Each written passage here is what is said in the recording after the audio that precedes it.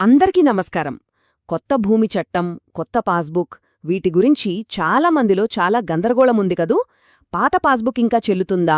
ఈ కొత్తగా ఇచ్చిన కాగితానికి ఎంత బలముంది? ఇలాంటి ప్రశ్నలు బోలెడు. అయితే ఈరోజు మన ఈ విశ్లేషణలో ఈ సందేహాలన్నిటినీ పక్కనపెట్టి సెక్షన్ 10 మన భూమికి ఎలా ఒక రక్షణ కవచంలా నిలుస్తుందో చాలా స్పష్టంగా తెలుసుకుందాం. సరే మరి మొదలు పెడదాం. చూసారుగా, ఇది చాలామంది భూ యజమానుల మనస్సులో మెదిలే ప్రశ్న. ప్రభుత్వం నుంచి ఏదో ఒక కాగితమైతే చేతికొచ్చింది, కాని అసలు గ్యారెంటీ ఏంటి? ఒకవేళ ఇది పోతే పరిస్థితి ఏంటి? మరి పాత పాస్బుక్ సంగతి ఏంటి? అదింకా పనికిరాదా? సరిగ్గా ఈ ఆందోళనలే మనల్ని సరైన సమాధానం వెతుక్కునేలా చేస్తాయి. ఈరోజు ఈ ప్రశ్నలకు మనం ఖచ్చితమైన సమాధానాలు తెలుసుకోబోతున్నాం. అక్కడే మనకు ఈ సెక్షన్ 10 అనేది ఒక పెద్ద భరోసా ఇస్తుంది. ఇదేదో చట్టంలో మామూలు క్లాజ్ అనుకుంటే పొరపాటే. ఇది మన భూమి హక్కులకు ఒక కవచం లాంటిది. అసలు సిసలైన రక్షణ కవచం.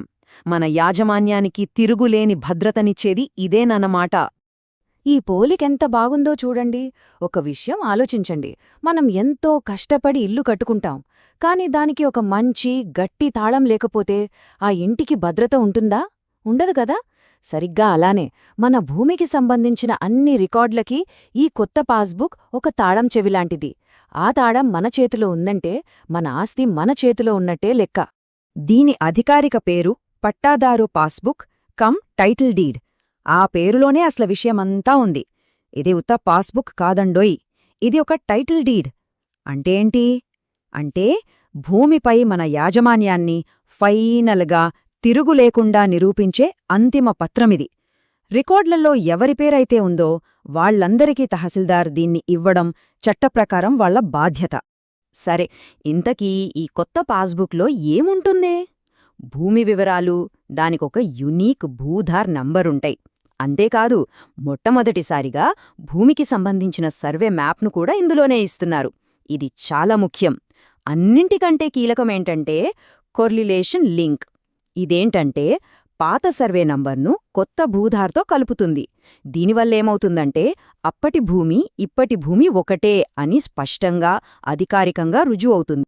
మరి పాత పాస్బుక్కి ఈ కొత్త పాస్బుక్కి అసలు తేడా ఏంటి? ఎందుకింత మార్పు? ఇదేదో చిన్న మార్పు కాదు. మన హక్కుల విషయంలో ఇదొక పెద్ద ముందడుగని చెప్పాలి. ఆ తేడాలేంటో ఇప్పుడు క్లియర్గా చూద్దాం. ఈ టేబుల్ చూస్తే మనకి చాలా క్లియర్గా అర్థమైపోతుంది. ఒకప్పుడు అంటే 1971 చట్టం ప్రకారం పాత పాస్బుక్ జస్ట్ ఒక రికార్డ్ కాపీ అంతే. కానీ ఇప్పుడు కొత్త పాస్బుక్ అలా కాదు. ఇది ఒక ఖచ్చితమైన టైటిల్ డీడ్, అంటే కోర్టులో కూడా బలమైన సాక్ష్యం. ఇక మ్యాప్ విషయానికొస్తే పాత పుస్తకంలో అసలు ఉండేదే కాదు. ఇప్పుడు ప్రతి పాస్బుక్లో సర్వే మ్యాప్ ఉంటుంది. అన్నిటికన్నా ముఖ్యమైన మార్పు లోన్ల విషయంలో వచ్చింది. ఇంతకుముందు పుస్తకాన్ని బ్యాంకులో పెట్టాల్సిందే, కానీ ఇప్పుడు అవసరం లేదు. ఆన్లైన్ రికార్డ్ ఆధారంగానే లోన్ వచ్చేస్తుంది. సరే, ఈ లీగల్ విషయాలు పక్కన పెడితే ప్రాక్టికల్గా అంటే నిజ జీవితంలో మనకు దీనివల్ల కలిగే ప్రయోజనాలేంటో చూద్దాం. ముఖ్యంగా డబ్బుకు సంబంధించిన విషయాల్లో ఈ కొత్త పాస్బుక్ ఎంతగానో ఉపయోగపడుతుంది. చూడండి, ఏదో ఒక సమయంలో లోన్ అవసరం రానివాళ్లు ఉండరు కదా. ఇంతకుముందు లోన్ కావాలంటే మన పాస్బుక్ను తీసుకెళ్లి బ్యాంకులో పెట్టాల్సొచ్చేది. కానీ ఈ కొత్త సిస్టంతో ఆ పద్ధతే మారిపోయింది. ఇప్పుడు మన పాస్బుక్ మన దగ్గరే ఉంటుంది, లోన్ కూడా వచ్చేస్తుంది. అదెలా సాధ్యం? చూద్దాం.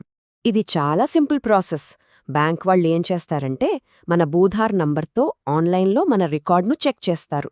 అంతా ఓకే అనుకున్నాక మన దగ్గర నుంచి పాస్బుక్ తీసుకోకుండానే లోన్ శాంక్షన్ చేస్తారు. లోన్ ఇచ్చారని తెలియడానికి వాళ్ళు ఆన్లైన్ రికార్డులోనే ఒక నోట్ పెడతారు. దీన్నే టెక్నికల్గా చార్జ్ క్రియేషన్ అంటారు. దీనివల్ల మనకు అతిపెద్ద లాభమేంటంటే మన పాస్బుక్ ఎప్పటికీ మన దగ్గరే సేఫ్గా ఉంటుంది. సరే, ఇదంతా బానే ఉంది. కానీ కొన్నిసార్లు అధికారులు సహకరించకపోతే, రూల్స్ ప్రకారం నడుచుకోకపోతే, అలాంటి సిచ్యువేషన్ వచ్చినప్పుడు మన హక్కుల్ని మనం ఎలా కాపాడుకోవాలో తెలుసుకోవడం చాలా చాలా ముఖ్యం. ఇది చాలామందికి ఎదురయ్యే ప్రాబ్లం. అన్ని అర్హతలు ఉన్నాయి, కానీ ఆఫీసర్ పాస్బుక్ ఇవ్వను అంటున్నాడు. అప్పుడేం చెయ్యాలి? అస్సలు కంగారుపడాల్సిన అవసరం లేదు. ఎందుకంటే చట్టం మనవైపే ఉంది. ఇలాంటప్పుడు మనం ఏం చెప్పాలో తెలుసా? మన హక్కుని ధైర్యంగా అడగాలి. సార్, రికార్డులో నా పేరు ఉంది కదా, సెక్షన్ 10(1) ఏం చెప్తోంది? నాకు పాస్బుక్ ఇవ్వడం మీ బాధ్యత అని మనం గట్టిగా, స్పష్టంగా అడగాలి. ఇది మన హక్కు. ఎవ్వరూ కాదనడానికి వీల్లేని హక్కు. అయినా సరే, ఒకవేళ తహసీల్దార్ ఒప్పుకోకపోతే అక్కడితో ఆగిపోవద్దు. మనకు అపీల్ చేసుకునే అవకాశముంది. సెక్షన్ 15(3) ప్రకారం 60 రోజుల లోపు రెవెన్యూ డివిజనల్ ఆఫీసర్ అంటే ఆర్డీఓకి మనం అపీల్ చేసుకోవచ్చు. ఇది మన సమస్యను పై అధికారి దృష్టికి తీసుకెళ్లడానికి ఉన్న అధికారికమైన మార్గం. ఓకే, ఇప్పటిదాకా చాలా విషయాలు తెలుసుకున్నాం కదా. ఇప్పుడు ఫైనల్గా మనం ఏం చేయాలో ఒక సింపుల్ యాక్షన్ ప్లాన్ చూద్దాం. మొత్తం చేయాల్సింది 3 పనులు. 1. ఆన్లైన్ పోర్టల్కి వెళ్లి భూమి వివరాలు, భూదార్ నంబర్ అంతా కరెక్ట్గా ఉందో లేదో చెక్ చేసుకోవాలి. 2. ఒకవేళ ఇంకా కొత్త పాస్బుక్ చేతికి రాకపోతే వెంటనే ఫీజు కట్టి అప్లై చేసుకోవాలి. ఇక 3. ఒకవేళ వచ్చిన పాస్బుక్లో ఏమైనా తప్పులుంటే వాటిని సరిచేయమని సెక్షన్ 10(4) కింద దరఖాస్తు పెట్టుకోవాలి. చూడండి, సెక్షన్ 10 అనేది మన భూమి హక్కులకు జరిగే ఒక పట్టాభిషేకం లాంటిది. మన యాజమాన్యాన్ని ఇది ప్రపంచానికి చాటి చెబుతుంది. ఈ కొత్త పాస్బుక్ చేతిలో ఉందంటే మన భూమికి పూర్తి భద్రత ఉన్నట్టే. అందుకే మన హక్కులేంటో తెలుసుకోవాలి, వాటిని ధైర్యంగా సాధించుకోవాలి.